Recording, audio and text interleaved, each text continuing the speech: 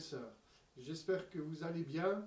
Je suis heureux de pouvoir partager cette courte pensée avec vous pour que nous puissions ensemble nous exhorter par la parole de Dieu. Le texte que je vous propose de lire se trouve dans l'évangile de Jean au chapitre 16 et on peut commencer la lecture à partir du verset 25. Voilà ce qui est écrit, c'est Jésus qui parle et voilà ce qu'il nous dit, ce qu'il dit à ses disciples et ce qu'il nous rappelle maintenant. Je vous ai dit tout cela en utilisant des comparaisons. Mais le moment arrive où je n'utiliserai plus de comparaisons, je vous parlerai du Père clairement. Pour cette étude et la lecture que je viens de faire, j'utilise la version Parole de vie. Ce jour-là, vous prierez en mon nom, et je ne vous dis pas que je prierai le Père pour vous. En effet, vous m'aimez et vous croyez que je suis venu de Dieu, c'est pourquoi le Père lui-même vous aime. Je suis venu du Père et je suis entré dans le monde, maintenant je quitte le monde et je m'en vais près du Père. Les disciples de Jésus lui disent « Voilà, maintenant tu parles clairement, tu ne parles plus en utilisant des comparaisons. Maintenant nous savons que tu sais tout et tu n'as pas besoin qu'on te pose des questions. Pour cela, nous croyons que tu es venu de Dieu. » Jésus leur répond « Vous croyez maintenant ? Eh bien le moment arrive et il est déjà là où vous partirez de tous côtés, chacun pour soi, et où vous me laisserez seul. Pourtant je ne suis pas seul, parce que le Père est avec moi. Je vous ai dit cela pour que par moi vous ayez la paix. Dans le monde vous allez souffrir, mais soyez courageux. J'ai vaincu le monde. Amen. Quel texte extraordinaire, quelle parole magnifique le Seigneur Jésus a donné à ses disciples et nous les a laissés par la même occasion dans ce livre saint. J'aimerais m'arrêter sur ce verset donc 33 de cette lecture où Jésus nous rappelle cette réalité que c'est par lui que nous pouvons avoir la paix. En fait, dans ces versets, Jésus revient sur deux réalités, deux points importants dans notre vie chrétienne. La première étant le fait d'avoir la paix, la deuxième est cette réalité où il a la victoire, il a vaincu le monde et nous le savons très bien, cette victoire, il nous la donne, elle est pour nous également, la paix et la victoire. Et si Jésus dans ce texte nous parle de paix et de victoire, c'est parce qu'il veut qu'on se souvienne de ces réalités dans des moments clés, importants de notre vie, comme il a pu le partager à ce moment-là, puisque Jésus a devant lui la croix, ce qu'il va souffrir, ce qu'il va vivre, et il veut encourager ses disciples. Et je crois que Jésus-Christ, dans les temps que nous vivons, veut toujours nous encourager à tenir bon et rester attachés à lui. En même temps qu'il parle de paix et de sa victoire, Jésus, dans ce texte, mentionne un adversaire redoutable, un adversaire auquel nous devons faire face dans notre vie chrétienne de tous les jours. Et dans ce texte, il va enfermer l'adversaire sous l'appellation « le monde ». Le monde, c'est un terme un peu général, peut-être qu'on a du mal à concevoir qu'est-ce que c'est, mais je crois qu'aujourd'hui, dans les temps que nous vivons, nous pouvons aisément comprendre qu'est-ce que cela signifie. On peut comprendre par le monde tout ce qui vient à l'encontre de Dieu, l'ennemi de la vérité, et également le contexte que nous vivons. On ne peut pas nier ce contexte, on ne peut pas mettre de côté le combat spirituel que quelquefois prend place dans notre vie. Je crois qu'il est important que nous ayons les yeux ouverts face à ces temps particuliers que nous sommes en train de vivre. D'autant plus que si on comprend bien ce texte, on s'aperçoit que Jésus parle donc à ses disciples et d'une certaine manière, il les avertit sur ce qui va se passer, puisque Jésus leur dit, mais que à ses disciples, que eux, face à ce qui va se passer, face à ce moment tellement important de l'humanité qui est celui de la croix, je le redis encore une fois, les disciples vont éclater littéralement. Le groupe de disciples, ces hommes choisis par Dieu, face à cette tension, cette oppression, vont éclater. Ils étaient unis, ils étaient ensemble. Pourtant, ils vont vivre ce moment d'une manière tellement terrible que Jésus dira mais vous allez être chacun pour soi. Chacun pour soi. Et peut-être, frères et sœurs, que dans les temps que nous vivons, c'est l'impression qu'on peut avoir quelquefois. Cette impression où chacun est pour soi. Chacun est centré sur son besoin, ses difficultés. Et il y a là aussi une marque de l'adversaire, de cette adversité, cet adversaire redoutable qui est le monde, l'esprit du monde, qui veut nous amener dans ce retranchement où on est chacun pour soi.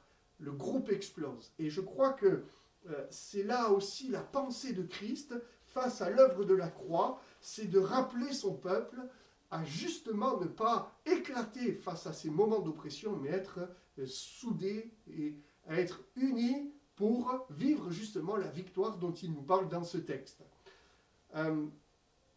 Je crois que dans ces quelques versets, il y a là aussi une direction de finalement comment garder la paix, comment recevoir la paix. Et Jésus nous donne sa solution. C'est cela qui est extraordinaire. Une fois de plus, on s'aperçoit que notre Dieu pense à nous et qu'à tous les moments de notre vie, à tout point de vue, il nous donne ce qui est nécessaire, convenable à notre vie pour que nous puissions rester debout. Je ne sais pas si vous avez remarqué, mais lorsque nous lisons les évangiles, et notamment celui-ci en particulier, puisque nous sommes dans l'évangile de Jean, du chapitre 14 au chapitre 16, dans la version parole de vie, en tout cas, il y a cette expression qui revient régulièrement. C'est Jésus qui dira cette expression « Je vous ai dit ». Au chapitre 14, on ne l'a pas lu, bien évidemment, mais Jésus dira « Je vous ai dit ces choses », et il est question de tout son enseignement avant, pendant que je suis encore avec vous. Mais il dira par la suite que le Saint-Esprit rappellera tout ce que Jésus nous a dit. Les paroles de Jésus sont importantes. Au chapitre 15 et au verset 11, Jésus dira, il est encore question de cette expression, « Je vous ai dit cela pour que vous ayez ma joie ». C'est extraordinaire. Au chapitre 16, verset 1er, version parole vivante toujours, il est écrit « Je vous ai dit cela pour que vous ne perdiez pas la foi ». Et au chapitre 16, une nouvelle fois, au verset 33, Jésus répète cette parole « Je vous ai dit cela pour que par moi, vous ayez la paix ». Frères et sœurs, la solution de Christ pour chacune de nos vies, pour nous personnellement, face à notre adversaire, cet adversaire qui veut nous enlever la paix, qui veut nous troubler, qui veut nous écarter du groupe, qui veut nous isoler quelque part, nous amener à regarder à nous-mêmes, la solution de Christ, c'est ces paroles. Je vous ai dit, je vous ai dit. Jésus répète cela constamment, parce que Jésus sait que dans ces paroles, il y a la vie. Et frères et sœurs, dans tout ce que nous vivons, dans notre quotidien, nous sommes bousculés, nous avons des nouvelles qui nous heurtent, qui nous touchent personnellement. J'étais il y a quelques instants avec un frère qui partait pour l'hôpital, en convalescence. C'est des choses qui nous heurtent.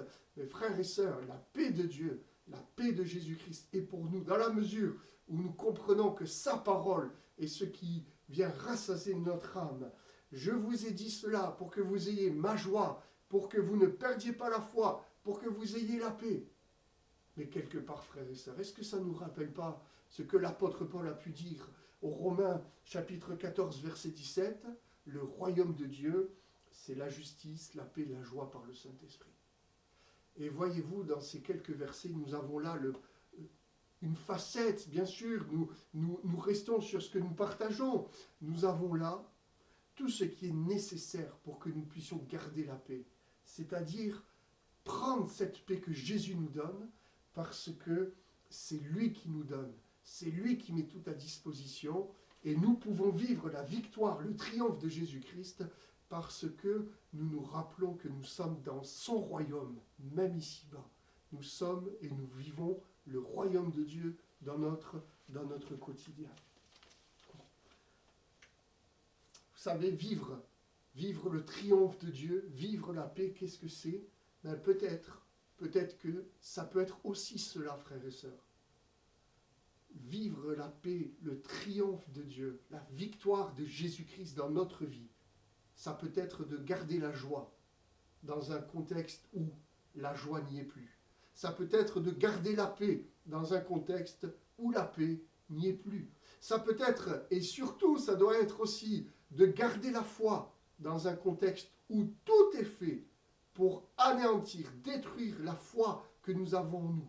Frères et sœurs, c'est cela vivre le triomphe de Jésus-Christ. C'est cela que Dieu veut nous rappeler, particulièrement sur ces 3 points, mais on pourrait les étendre à tellement d'autres choses, frères et sœurs. La paix, la joie, la foi, c'est cela notre force. Et il faut dire, mais oui, dans le contexte que nous vivons, si nous arrivons à manifester ces choses, alors cela nous fait vivre l'amour de Dieu.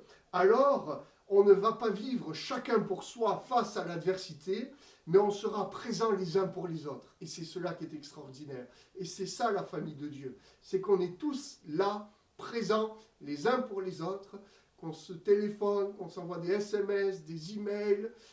C'est une présence qui fait chair au cœur.